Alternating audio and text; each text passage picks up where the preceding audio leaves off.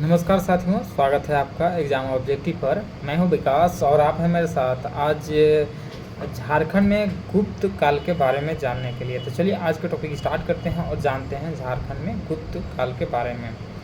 गुप्त वंश के महान शासक समुद्रगुप्त 355 ईस्वी से 380 ईस्वी तक इनका शासन था और इनके द्वारा आठवीं प्रदेश पर विजय के प्रमाण मिलते हैं और इसी आठवीं प्रदेश में झारखंड क्षेत्र भी शामिल था।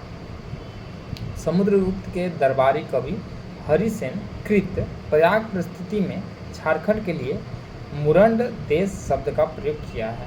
ठीक है, इनके जो दरबारी कवि थे हरिसेन, इन्होंने प्रयाग परिस्थिति में मुरंड देश से संबोधित किया है।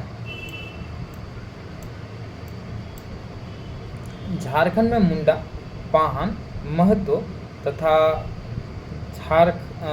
भंडारी पदवी गुप्त काल में ही अस्तित्व में आई थी।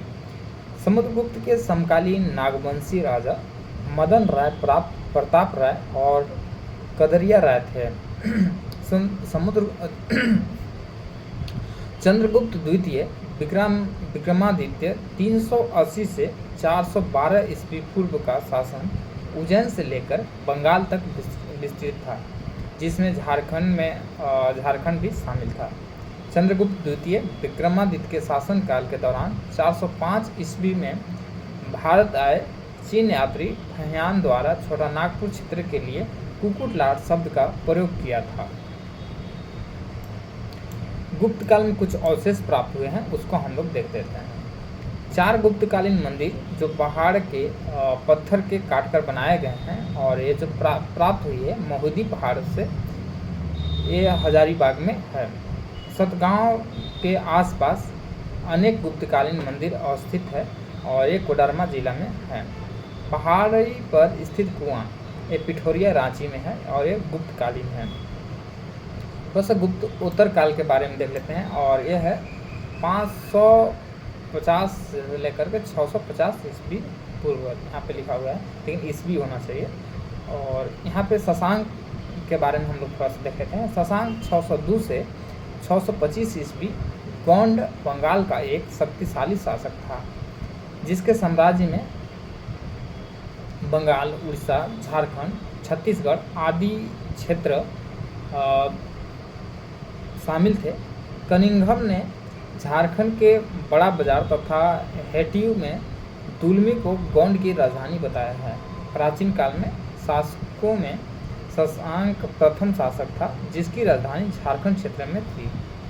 चीनी यात्री हेनसांग ने उल्लेख किया है कि शशांक बौद्ध धर्म के प्रति काफ़ी सहिष्णु था, जिसके कारण उसने इस क्षेत्र में अवस्थित अनेक बौद्ध केंद्र को नष्ट कर दिया था। शशांक शैव धर्म का अनुयायी था और बौद्ध धर्म का विरोधी था। उसने ही प्रसिद्ध शिव मंदिर बेनू सागर बनवाया था, जो सिंहभूम और मयूरभंज के सीमा क्षेत्र पर कोचांग में अवस्थित था। थोड़ा सा हर्षवर्धन के बारे में भी जान लेते हैं। हर्षवर्धन वर्धक वंश का सर्वाधिक शक्तिशाली शासक था। वर्धन पुष्यभीति वंश के प्रतापी शासक हर्षवर्धन 606 से 647 ईस्वी के साम्राज्य में झारखंड के कांगजोल राजमहल राज्य के कुछ भाग शामिल थे। कांगजोल में ही हर्षवर्धन और चीनी यात्री हेनसांग की पहली मुलाकात हुई थी। हर्षवर्धन के समकालीन नागवंशी राजा गजराय, सुंदर राय तथा मुगुद राय थे। तो एक और है कि क्या आप जानते हैं, तो इसको हम लोग देख लेते हैं। झारखंड राज्य में मगध की सीमा का क्षेत्र दामोदर नदी के उद्गम स्थल तक माना जाता था। ठीक है, तो झारखंड राज्य के सीमा क्षेत्र कहाँ से कहाँ तक माना जाता है? दामोदर नदी के उद्गम स्थल तक माना जाता था। झारखंड क्षेत्र में बौद्ध धर्म का प्रचार हेतु बिंबिसार हर्यक वंश का शासक तत्पर था। नंद वंश के दौरान झारखंड मगध साम्राज्य में शामिल था और झारखंड द्वारा नंद वंश की सेना हेतु हाथी की आपूर्ति की जाती थी एवं सेना दल में जनजातीय लोगों की शामिल थे। दूसरा है कि चंद्रगुप्त प्रथम द्वारा निर्मित मंदिर के अवशेष झारखंड राज्य के पलामू जिले से प्राप्त हुए हैं। 13वीं सदी के दौरान झारखंड का शासक उड़ीसा नरेश जयदेव सिंह के द्वारा स्वयं को यहाँ का शासक घोषित किया गया था। तीसरा है मगध राजा जीवन गुप्त द्वितीय द्वारा कनौज राजा यशवर्मन के विजय अभियान के दौरान झारखंड राज्य में शरण ली थी।